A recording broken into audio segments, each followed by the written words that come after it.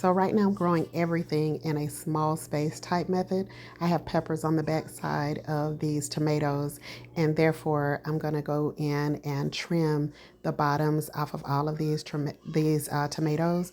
That's going to be beneficial in more than one way. It's going to be beneficial with allowing airflow to easily get around the plant, to help to keep disease down that can happen to tomatoes. And it's also going to allow my tomato plants to grow a little bit taller, put some energy into getting taller, as well as put more energy into all of these tomato blooms, making sure that the blooms are producing fruit instead of drying out, because a lot of times if they're moving too slowly, they may go ahead and dry out instead of actually producing the fruit. So I'm going to go through and just clip off all of the bottoms of these tomato plants so that I can be sure that the focus is on giving me my fruit. These are Roma tomatoes.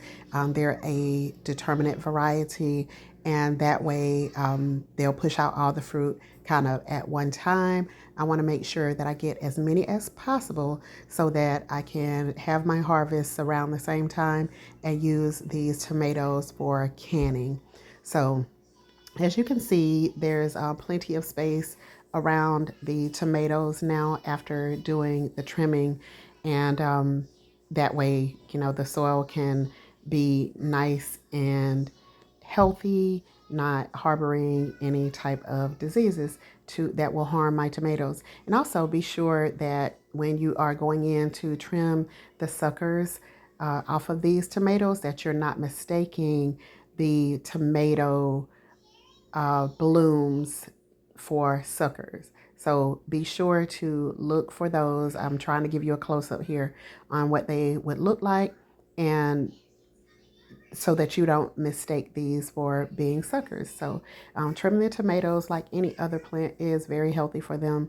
And growing into the elbows, you don't want that. You want to make sure that you're just looking for tomato blooms that will be coming out, and you're going to keep those. Get rid of the suckers, get rid of the extra leaves so that your tomatoes can grow big. You want to keep that main stem growing big, growing strong, and that way it can hold a lot more fruit on your tomato plant. So that's it. See you on the next video.